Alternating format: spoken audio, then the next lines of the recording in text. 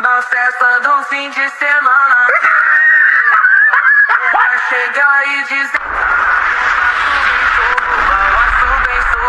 Help me!